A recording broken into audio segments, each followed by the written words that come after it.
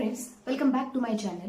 15 days BSc nursing सिरीजचा आजचा आपला 12वा दिवस आहे आणि खूप साऱ्या विद्यार्थ्यांचे मेसेजेस आलेले आहेत आणि ऑनलाईनरित्या त्यांनी कमेंट देखील केलेली आहे व्हिडिओला की दीदी आम्हाला बेटरमेंटबद्दल सांगा. आता आम्हाला जे कॉलेज मिळालेलं आहे ते कॉलेज आम्हाला न ठेवता आम्हाला बेटरमेंटला दुसऱ्या कॉलेजला जायचं आहे.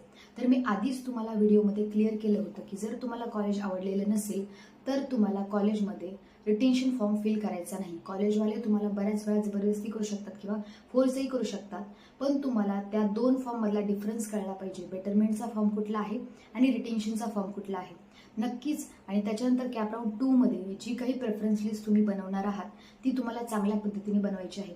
आता बऱ्याचशा विद्यार्थ्यांनी कॅपराऊंड 1 मध्ये प्रेफरन्स लिस्टमध्ये फक्त 20 ते 25 कॉलेजेस टाकलेले आहेत.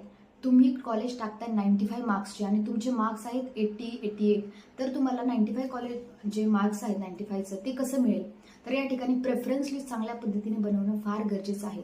तर नक्कीच कॅपराऊंड 2 ची प्रेफरन्स लिस्ट तुम्ही चांगल्या पद्धतीने बनवा.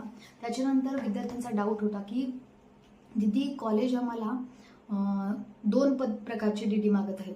तर आता जो दुसरा DD, जे पहिला DD तुम्ही देताय ती कॉलेजची फीज आहे, ट्युशन फीज आणि डेव्हलपमेंट फी. जी काही तुमच्याकडून 25-30 हजाराचा DD घेतला जातो ती तुमची स्टेशनरीज फीज असते. स्टेशनरीज फीजमध्ये तुम्हाला काय काय मिळतं? तुम्हाला तुमचा ड्रेस मिळणार. तर या ठिकाणी तुमचे 2 प्रकारचे ड्रेस असतात. एक क्लिनिकलचा ड्रेस असतो आणि एक असतो तुमचा कम्युनिटीचा ड्रेस. त्याच्यानंतर तुम्हाला सॉक्स असतील, त्याच्यानंतर जे काही बुक्स असतील तुम्ही कॉलेजमधून जर ऑर्डर करणार असाल ते देखील तुम्हाला त्यामध्ये मिळतं.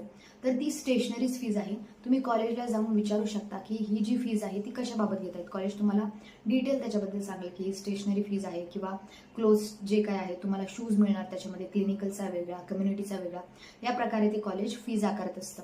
आणि आजच्या व्हिडिओमध्ये हा व्हिडिओ झाल्यानंतर मी रात्री 9 वाजता लाईव्ह सेशन घेणार आहे, ज्याच्यामध्ये विद्यार्थ्यांचे खूप सारे डाऊट्स आहेत ॲडमिशनच्या प्रोसेसच्या रिलेटेड आणि कमेंट सेशन देखील आपण त्याच्यामध्ये त्या कमेंट्सला जे काही तुम्ही माझ्या प्रिव्हियस व्हिडिओला कमेंट केलं होता त्याचा देखील मी आन्सर देणार आहे.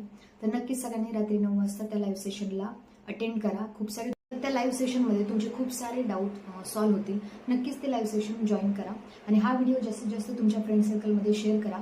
चॅनलला सबस्क्राईब करा. भेटूया पुढच्या व्हिडिओमध्ये.